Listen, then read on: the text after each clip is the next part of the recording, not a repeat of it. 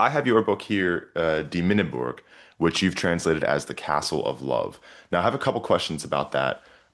First, though, I do want to ask this word Minne, which we're going to be talking about a lot. That is, correct me if I'm wrong, the Old High German word for, or Middle High German, I should say, word for love. It is the old, the Middle High German word for love, and it has to be thought of, I think, from different angles. If you're talking about, let's say, the period around 1200 or so, you're looking at Minna in terms of romantic love and in terms of eros. And when you get to the Minneburg in the 14th century, you're also including the idea of agape, of brotherly love, of human love, one to another, and so on. And particularly, of course, with the spiritual aspect. Um, but if you, and this is jumping in a way ahead into the question you had about Hoa, high love, you have really three types in the flowering period of Middle High German literature. You have Ebene Minne, which could be translated as even love. That's a bit coarse, but where the love is reciprocated, both people feel the same for each other, the same feelings for each other. But then you have Hohe Minne, which designates a type of love that is basically for the suitor, for the male suitor, inaccessible. This is the woman who is either for reasons of social standing or marriage simply not accessible. Now, it is also, however, the aim of the individual who is expressing love to such a woman to, shall we say, ennoble himself through that love, even though he knows that there will not be nothing but suffering. There will be no reciprocation in all likelihood for it. But the ennobling itself is worth the effort. Now, there is one other form during that period too, and that's niedere Minne, which means lower love. And as you can imagine, the emphasis there is less on spiritual, less on um, the ennobling of one's heart, may involve the love eros to a peasant woman, not to a member of the court, and is basically identifiable with lust and eros, but not with the higher love that I just mentioned to you. Minne then is a fairly how shall we say, it's by no means just a monolithic term. You have to define in what context are we dealing with. And when we get to Minne in the Minneburg, we've got a whole different situation, I think, than what we did have in, let's say, the 12th or the early 13th century. So, for the sake of unpacking this Hoa Minne, just because we are going to be talking about it quite a lot, I think maybe the best way that people understand this in sort of modern culture is sort of the idea of Lancelot and Guinevere. Is that kind of like a good example of what we're talking about here? Well, I suppose, yes, you could talk about it in terms of hohe Minne, of high or lofty. It's usually referred to as lofty love. Mhm. Um, the I should make it clear the hope is, of course, that at some point in time there may actually be a coming together of the lovers. Um, for social reasons, that is in so many instances just about impossible. The love, and that should also be underscored, the love that we're talking about on pretty much any of these levels is illegitimate. Mm. It's not recognized as a legitimate love, except, of course, by the artists and people like Gottfried von Strassburg and so on who are describing it. It found out there can be pretty dire consequences. This is one of the reasons, too, why the concept of silence of being clandestine, and that comes out, of course, also in the Minneburg and is very heavily influenced, emphasized, is you do not go around broadcasting this. You keep it quiet, keep it to yourself. Think of, for example, the situation with Tristan and Isolde. If that is made known to Mark, and eventually, of course, he becomes more, I think, and more aware of what's going on, the consequences for the lovers, as well as, of course, for the reputation of the individual who's been in all uh, uh, respects cuckolded, are rather nasty. Mhm. Well, now that we kind of have an idea of Minne, though, the story that your book is a translation of the sort of great Middle High German, maybe epic, maybe sort of romance. I guess we'll talk about what the genre is later, but it's called Die Minneburg. That is the Castle of Love in your translated title. Yes. What is a castle of love? A wonderful question. Is there even such a thing as a castle of love? Or should we say the castle of love and make the Mm, differentiation? And I thought a lot about that over the past week or so. And in fact, you could make an argument for suggesting that in the Minneburg, we are talking about a castle of love with respect to the essence of love, with respect to the meaning of love, with respect to the very heart of love itself. But on the other hand, you have Freudenberg, which is another castle, and there is a woman there, and it seems to fall more in line with what one would expect of earlier romances. But there are considerable differences.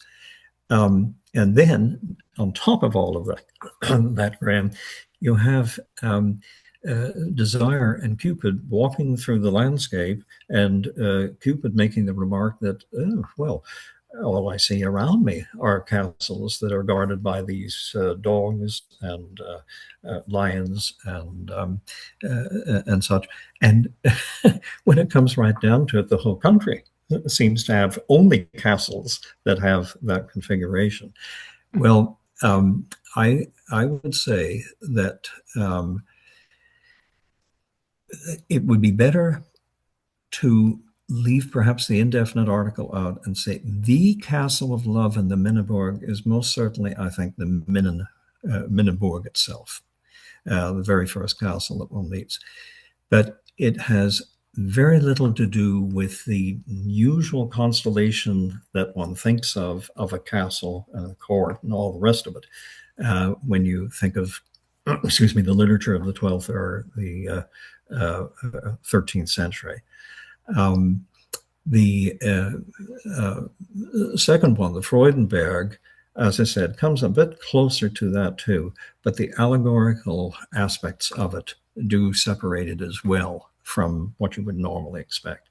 These are not normal castles.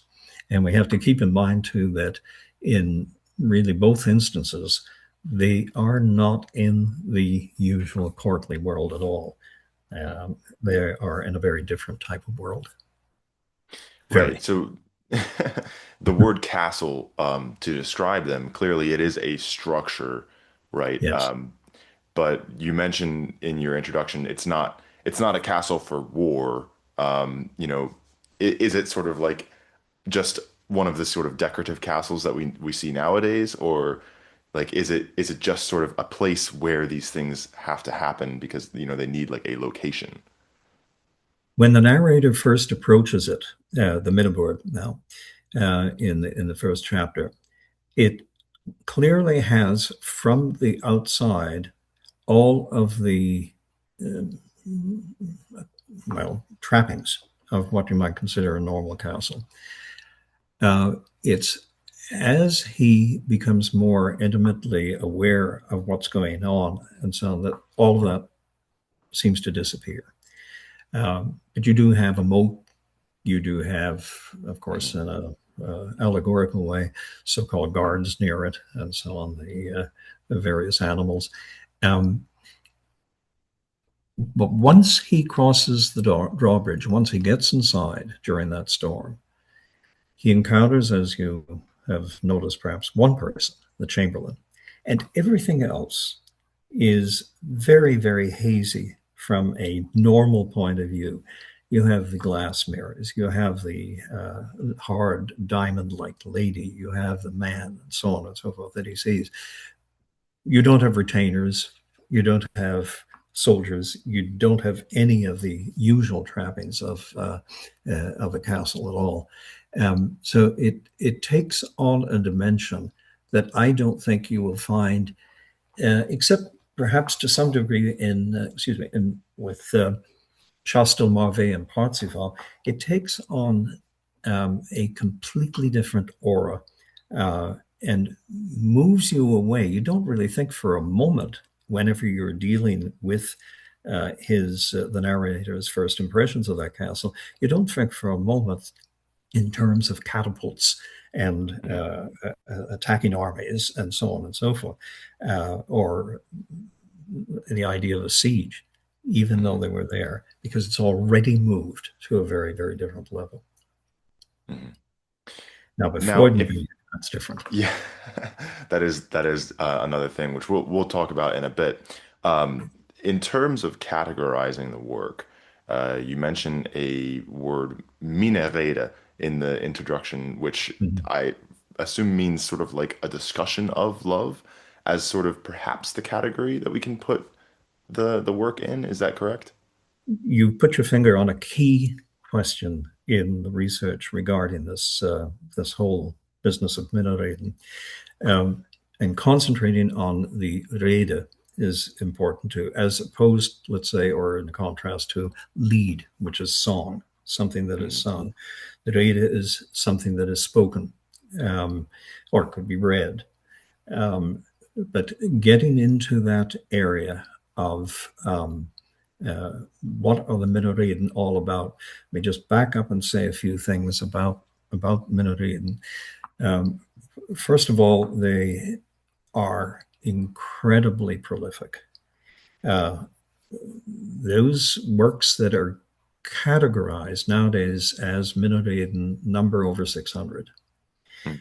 but they are all over the place. You can have poems, you have the allegories, you have panegyrics, you have debates, you have conversations, you have love letters, and the list goes on and on and on and so on. The main thing is they're theoretically, at least, they're not sung. That does set these things apart. But as for the generic designation, that gets very tough because of all of these different forms. How to get something homogenous out of that, something that will relate them in a way that you have, for example, with the earlier period, with heroic epic, with courtly romance, and so on. There are various things that you can say about each of these categories that will identify them. Very, very tough to do, if not impossible to do, with these texts. Now, there have been efforts made to try to deal with that problem. I would say the one that has caught my attention the most that I mentioned in the book is the one by Wolfgang Achnitz in Münster, where he said, in essence, we could look at really, and he's building on, incidentally, the work of people like Hans Fischer before him. We're looking at basically two different types. We're looking at those which are um, focused on the concept. Love, incidentally, connects all of them. That's obvious. That's why you call Minne, right? But it's not enough to make a real generic, precise generic definition. So we have those that focus, that are intense, that deal with the concept of love, and those which are more narrative in form, tell the story, and some perhaps move forward or whatever. When it comes to those two ideas, or those two terms, I think he's on the track, definitely, of getting a way to maybe divide them up in such a manner that we can say this does belong here, this does belong there. However, having said that, what happens when you get to the Minneburg? And there, I think, too, we're of the same mind. In essence, it is experimental. It does things that other works do not do. It's something of a unicum, an original work within that category. But just underscores again how difficult it is to include some of these works together with all of this other baggage that one Mhm. has. It is one of the most complex, in the years that I've been doing research, one of the most complex areas of research I've ever come across. And unfortunately, um, there is a certain amount, of course, of disagreement in this. There always will be, as to whether or not you can make a nice, neat division like this. Will it work at all? It's a problematic area, ideally with When 600 plus texts. Yes, so these 600 texts that you say we can sort of classify as Minderheden, are they, what is the time frame that we're talking about here? What is sort of the sort of year boundaries with that these texts are included in? I'd say from about the beginning of the 14th century up to middle three quarters through Are the they all first. in the German speaking world? The ones that they're talking about, yes. Mhm. Right. So then when we read these texts, what kind of audience should we imagine they were intended for?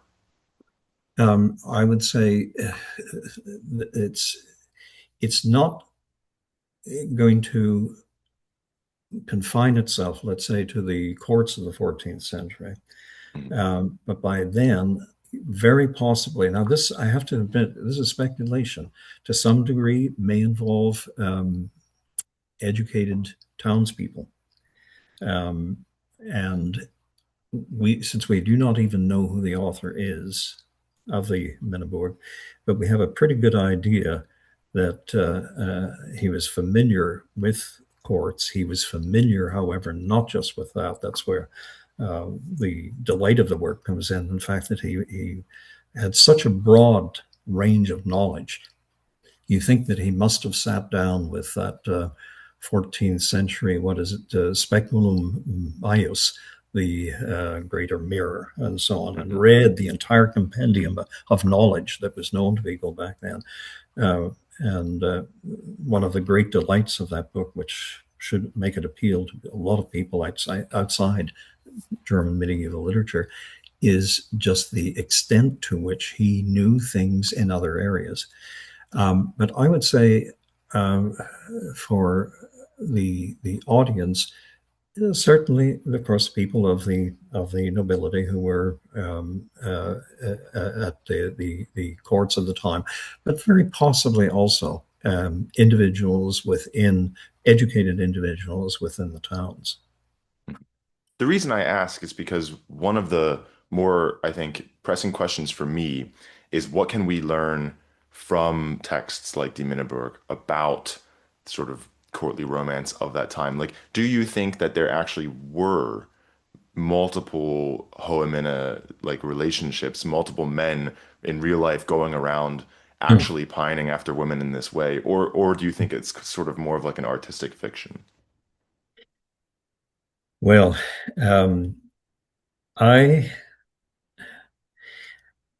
I would like to be able to say, oh yes, we definitely know, and I'm sure there, of course, there are instances of individuals who have come to the fore from time to time, um, but at least given what I have derived from the so-called digressions in the Monaborg, which are very, very personal, um, I would say one could never rule out that there were actual aspirations within the real world regarding the type of love that you're talking about.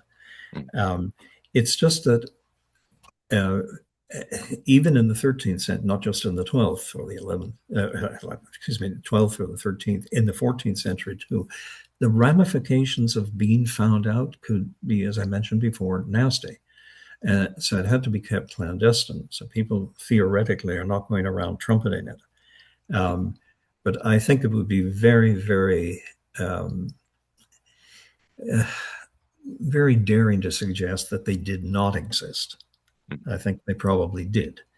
Um, but one could express it artistically and not get into trouble.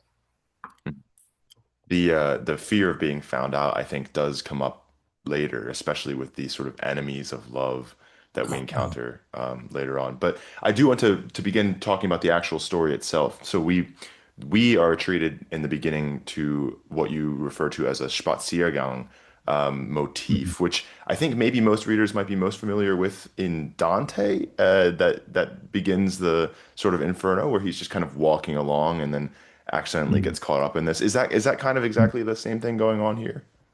I would say it's definitely related. You Mhm. have actually something of an archetypal motif involved with the Spaziergang.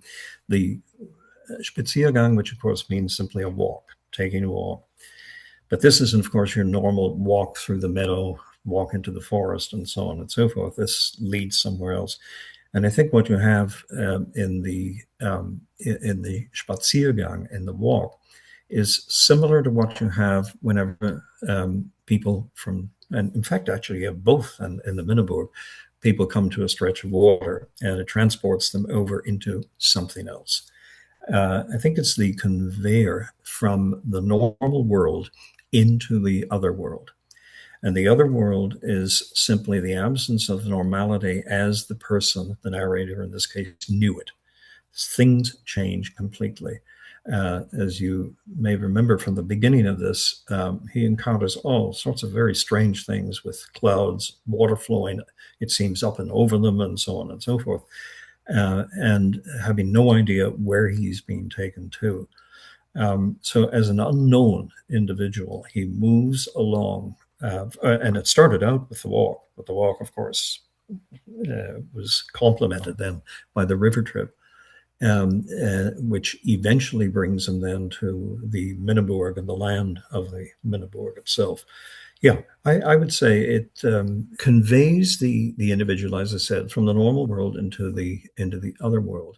And what I was thinking about is that in heroic epic, if you're familiar with the Nibelungenlied, the Mhm. Song of the Nibelungs, in that the Burgundians travel, in fact, to the Danube and then are transported across it, not without incident, in fact, with a very bloody incident, into the stretch of land, which then goes down into Hungary and to the Huns. And when they have moved across the river, they have moved away from the traditional aristocratic courtly life that they know into a very, very different world where the rules are quite different from what they expected, and where the whole atmosphere is one that's very, very ominous. And that's the way it actually turns out to some degree for this narrator at the beginning. It's not that he simply said, "Oh, what a great adventure." Not at all. What on earth is going on here? Will I ever get out of this? He fears for his life. Um, Mhm. but the river is also the source of some consolation. It'll take me to where there are people, where there are Mhm. real people. He's alone. And that's another thing that's important too. He is not with anybody else.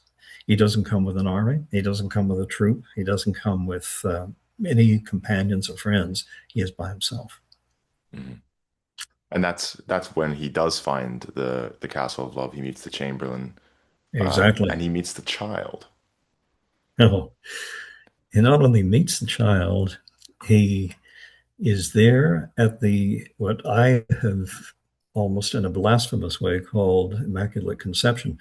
Um, he is there at the birth of this child, which just suddenly appears, and which he finds so beautiful and so remarkable that he, in fact, elects to stay with the child for the rest of his life. Of course, all of that can have another, and does have, I think, another meaning.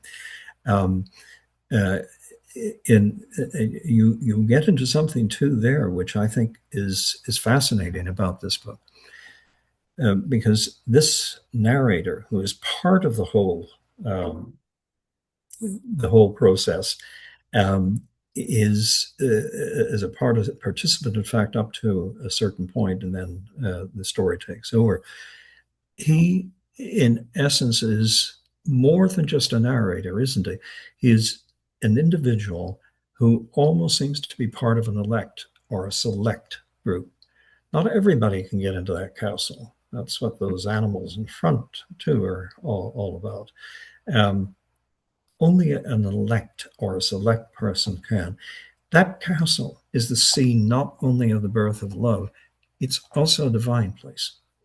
The number of references to the Almighty that are connected with that castle is remarkable. And Mhm. when you go back into it and take another, who created the pillar, that remarkable pillar, which does have something of a parallel in the Chasteau Marvet of Parsifal. There is a pillar there too, but it doesn't have the divine qualities. It has qualities, it has magical qualities, but it doesn't get itself associated with the Almighty the way this one does. The child himself is also connected with heaven, referred to as well, having been raised by angels and such, and so on and Mhm. so forth. So there's a coming together there of the narrator with the sacred. Uh, the Minneburg, and I would say to some degree, this definitely would set it apart from Freudenberg, the next castle, is a place of holiness. It is a divine place. It is a sacred place to which only people who are selected have entrance. And maybe this is one of the reasons why you don't have it filled with soldiers and with bakers and Mhm. cooks and so on. So nobody's interested in that. He's interested specifically in what this represents and what's going on there. I find it interesting that, and you mentioned this, the child is not characterized as being feminine, that as a sort of representation of love. I've typically only seen love, depicted as like a feminine figure, especially as written by men. Mhm. So I thought that was rather interesting that the child is not a woman Yet, yet. not yet. uh, uh, it goes back and forth like a ping pong ball. In fact, androgyny comes to mind whenever you think about this child. He is clearly designated male by Neptunus, by the wise old man. But by the time that you get to the last chapter, very, very clear love presiding over the court of love is very feminine. And at one point, in fact, critics have maintained that perhaps the anonymous author has forgotten that he did designate him as male. Um, I I can't really say whether or not that was, how shall we put it, just a mistake on his part or intentional. Um, but I like to think of it, in fact, that maybe the androgyny is intended as love. I mean, most of us do think of it in terms of die Liebe in German, for example, die Minne. But in a way, why should it be confined to the one sex? Mhm. And certainly through quite a bit of the Minneborg, he is male. Mhm. And he asks all these questions, and in order to answer the questions, the narrator goes and finds Neptunus. In C.S. Lewis's book, the Till We Have Faces novel, there's a character that he calls the Fox, who is this sort of like maybe Mediterranean-ish figure who has all this wisdom and answers all these questions and has a sort of Mhm. rapier wit and knowledge and advises the sort of narrator character all the time. And I can't really say that I think it's likely that C.S. Lewis ever read the Minneburg, but that is really what Neptunus reminds me of. What does he represent in the story? He represents the in Jungian terms, I think the archetypal wise old man. And you have that archetype popping up just about everywhere.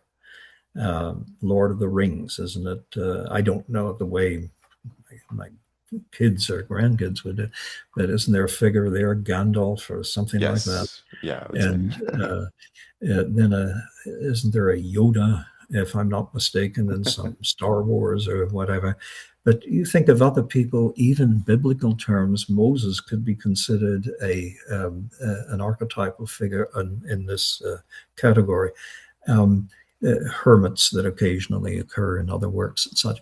And here too, Neptuneus fills that role superbly. He seems to go back, possibly to an Egyptian pharaoh. And where on earth then would the author have got this material? Well, as erudite as he was, he could have picked up from the what I mentioned earlier, the Speculum Maius of the time, that book of knowledge of the entire world, and so on. And Egypt was considered by people in that period of time as being the center of a lot of the things that we identify with Neptunus. Think of all of the things, of course, that came to the Western world through Egyptian culture. Um, but the particular, in fact, I noted it somewhere that he was possibly Nectanebus or Nectanebo, the last native pharaoh of Egypt. That goes back to 350 to 400, 350 to 340 BC. But apparently, someone also known for his spiritualism and uh, his gifts with regard to the arts and such. So we can't really say for sure, Graham. Absolutely, there's no question about it.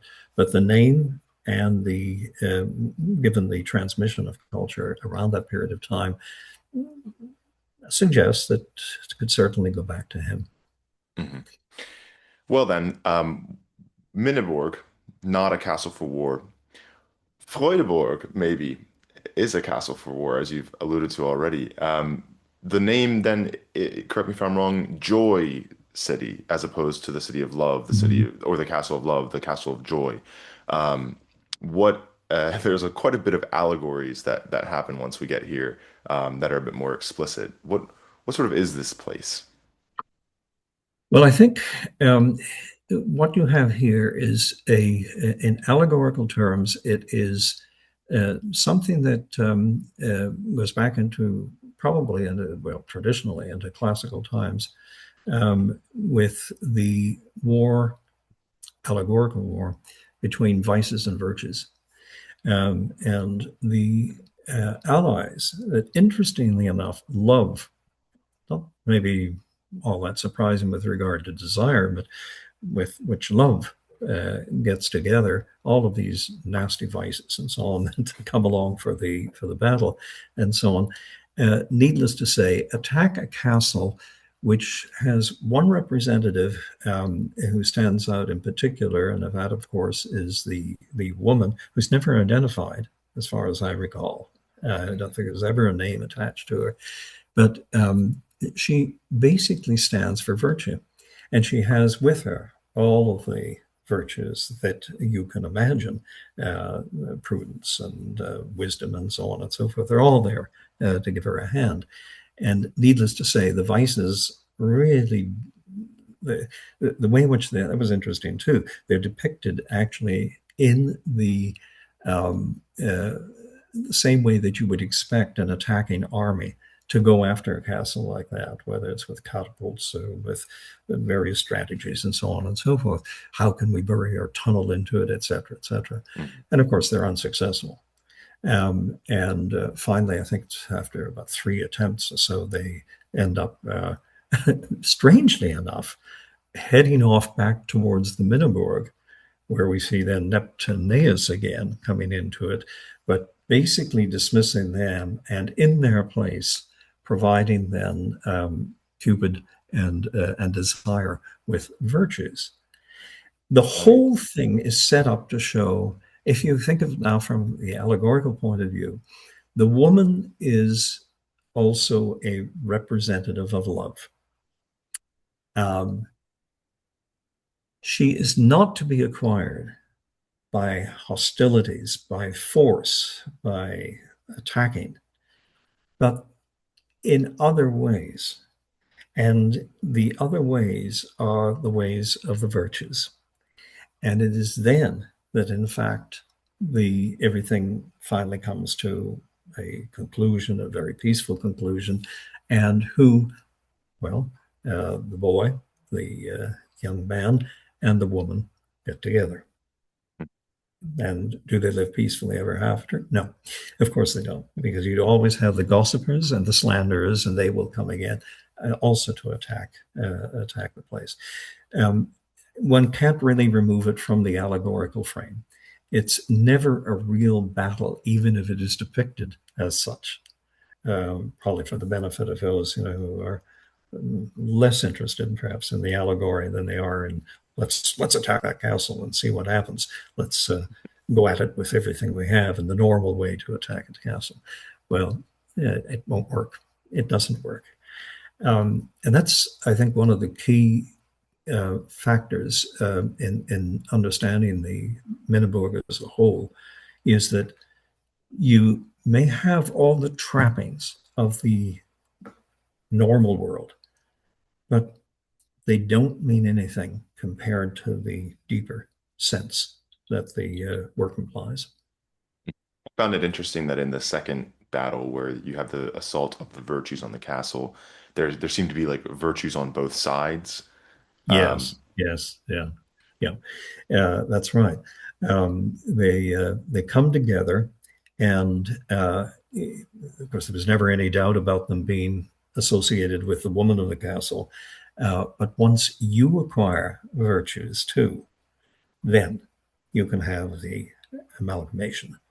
Um, the Minneborg has a lot to do with, of course, the idea of marrying things, and you certainly have it with the Freudenberg episode here. Um, you also have it even just in the stylistic structure of the work. Those discourses that you have, the three of them, that are set up to basically reflect the emotions of the narrator and to give you some insight into what he is feeling about a certain woman. And they occur in such a way that, and I think there's a lot to be said too for this, that by the time you finally get to the end of the work, amalgamation has taken place. The discourse and the actual material of the Minneburg itself, it's referred to as the Mategi, come together, um, and in fact, you have a union of these things, of those two elements. Um, by the end of it, you you wonder, in fact, well, here the narrator is back into the story again for all intents and purposes, and in fact, is he not perhaps this individual, this young servant who's talking about the difficulties he's having with a certain woman? He could well be. Um, is he perhaps not the hermit that is complaining about things? Could well be. Could well be.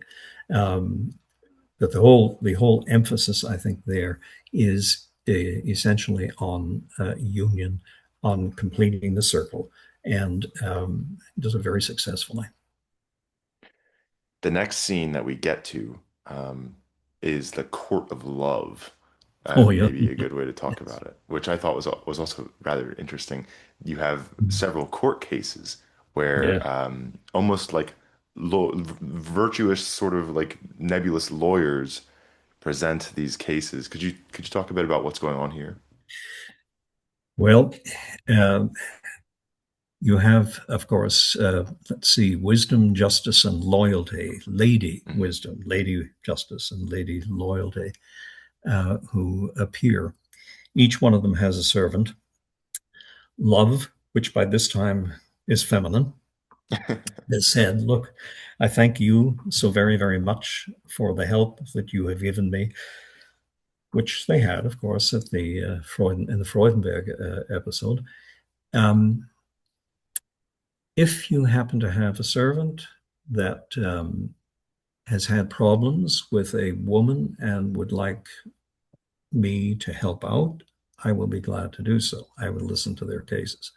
And so you have these three servants that appear. And you have the three different types of cases involved. There's the woman who has led someone on and actually has another lover. There is the woman who is apparently quite interested in the suitor, but gets very haughty and very annoyed whenever he appears in public close to her. And then there's the one who opens his heart and says this, and she doesn't want to hear all of this.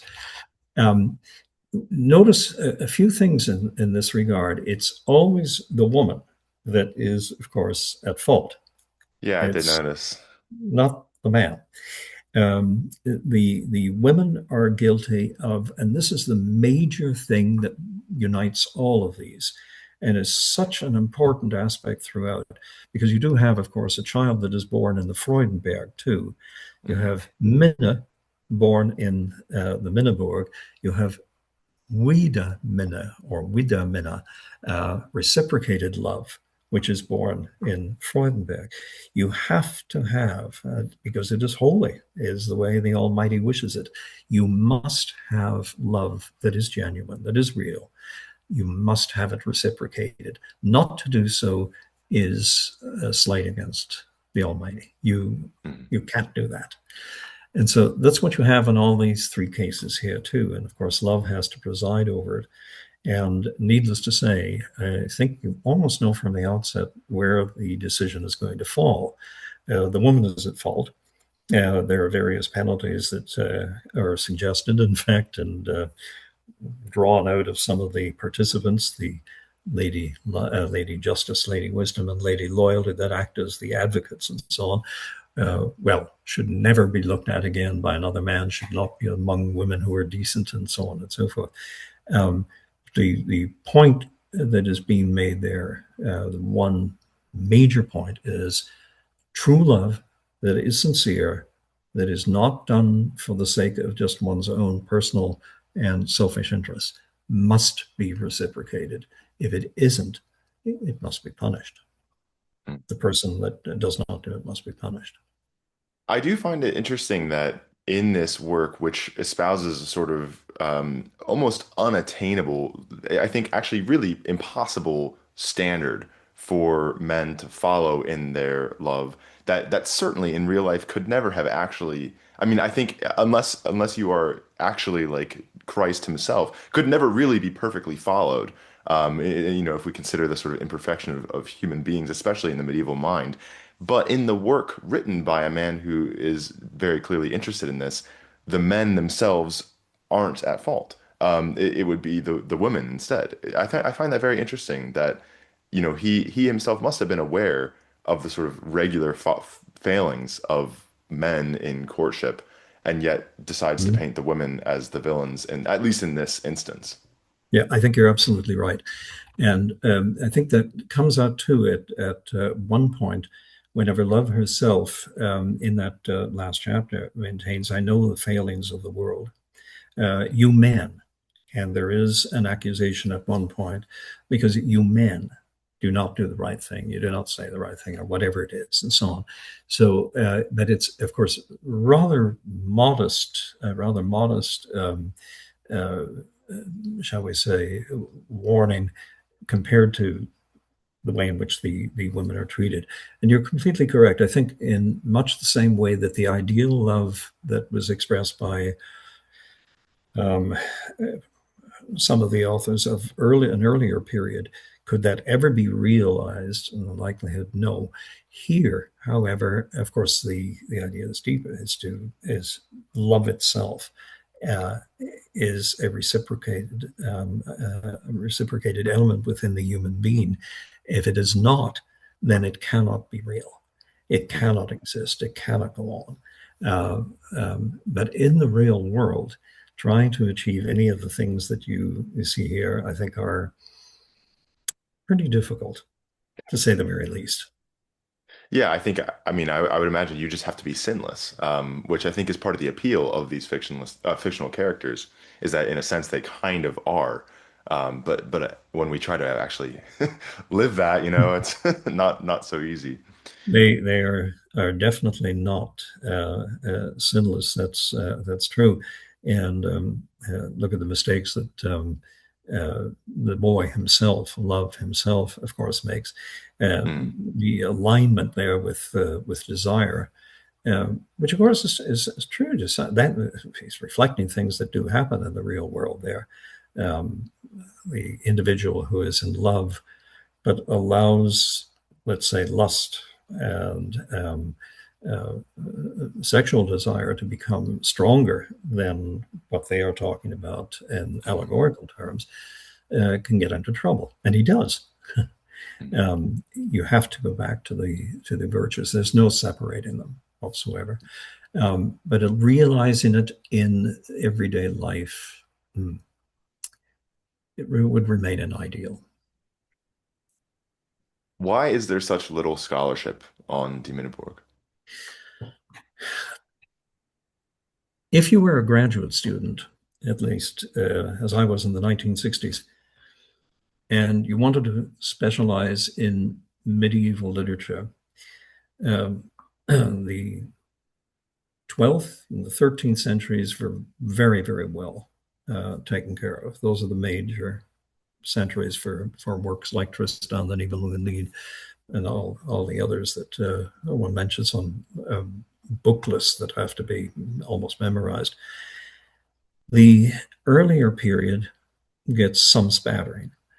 When it comes to the 14th and 15th century, you were lucky to ever see anything at all. So I'm starting there just to give you an idea that within at least the traditional uh, uh, corpus of medieval works that we looked at, you might have one or two from that period of time, but not much. Mhm, Now, the other reasons as you move along, why did scholars not do more with this, and specifically with Minne? And there are a number of reasons I think for that. One is the one I just mentioned, the incredible variety of texts, over 600. Secondly, the fact that there's so many varieties within those 600.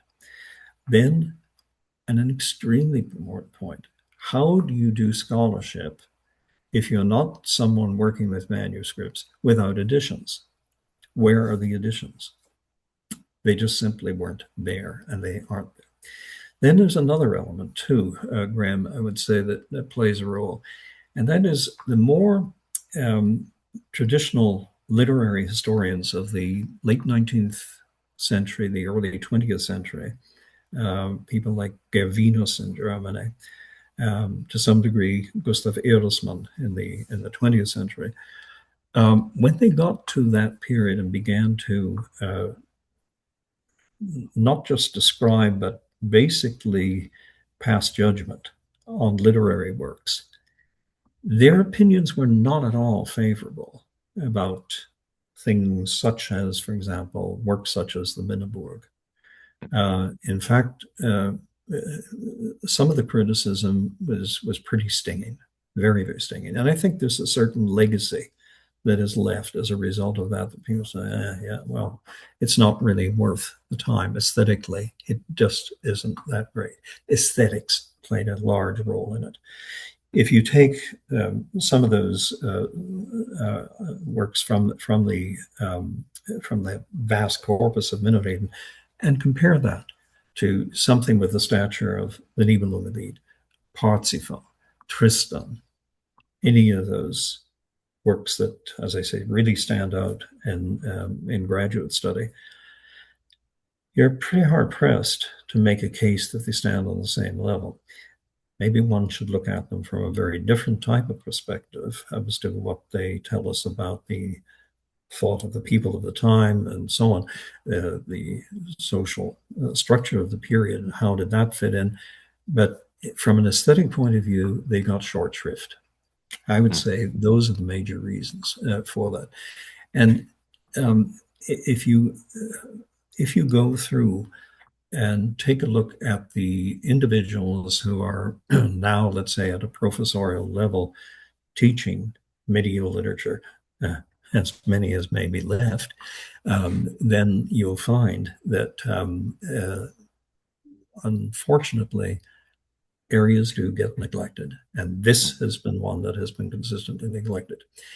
I would say that in the past, hmm, over the past 30, 40 years or so, there has been some change in that regard.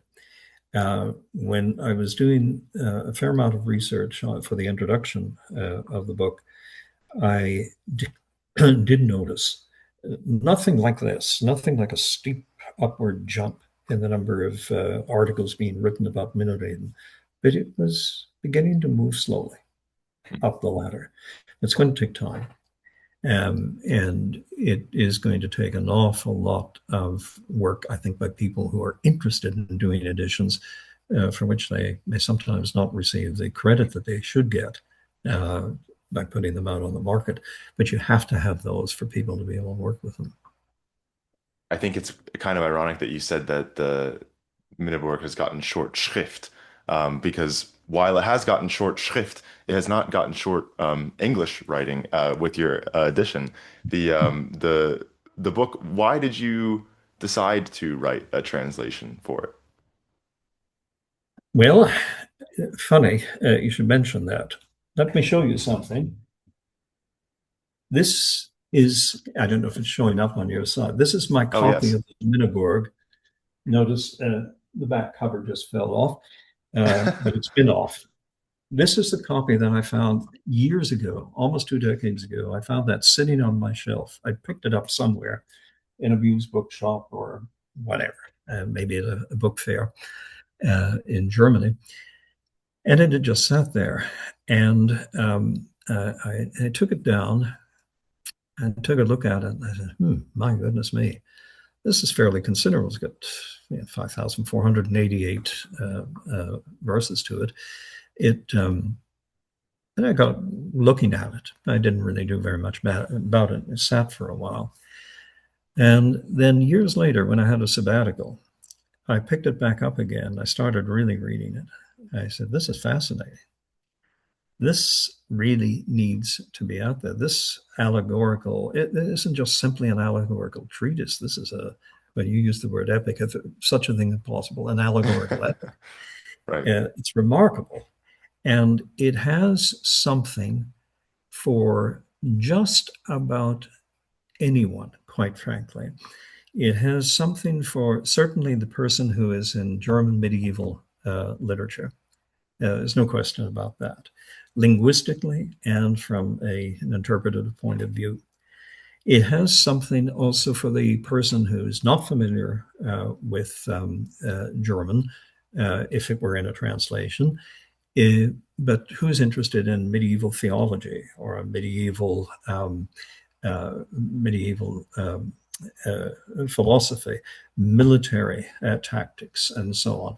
And then some of the things around Neptunus, oh, what have you, any number of areas there. But then let's get to the core of the book itself. The Minneburg has something even for people who really don't care very much at all about the Middle Ages. It has something for the common man. And I kept thinking, actually, uh, if you think back 1984, that British American pop group called Foreigner came out with a song called I Want to Know What Love Is. And I thought, well, here you go. Take a look at that. Take a look at it, read it, and read particularly the third chapter, which is the Catechism of Love, in essence, the discussion between Neptunus and the boy. Well, the boy, of course, has remarkable questions. Neptunus, some remarkable answers too. There, you'll get your answers there. So it intrigued me. And then, of course, just sitting down, and I found that working with the language was a challenge, a real challenge, um, but not one that I just wanted to discount. I really enjoyed doing it very, very much. There were times when I would sit over 2 or 3 sentences, even 2 or 3 words, for half an hour and a half. How does he actually mean Mm. that? And in the course of time, well, finally the translation came. Well, I was going to finish by asking you to pitch the book, but that itself is a pretty appealing sell. Do you have anything else you'd like to say as kind of maybe an elevator pitch for why people should read it? Well, um, I would say that I found for myself personally that there were any number of questions that I had asked myself in life about the core of this book, namely, Minne, what is it all about, and so on. And even if you didn't get the answer that you were necessarily looking for, what it did was bring you to a point of thinking about that from that perspective. And in particular, I didn't take just for granted the major aspect of reciprocation, reciprocated love, and how absolutely significant that is. Too often, when love is one-sided, of course, it just leads to the misery that you read about in the book. Um, if it's reciprocated and at the same level, then it's beautiful, and that book emphasizes it. Well, folks, The Castle of Love is available for purchase now. I'll have the link in the pinned comment. Winter McConnell, thank you very much for coming on the channel. My pleasure. Thank you for having me.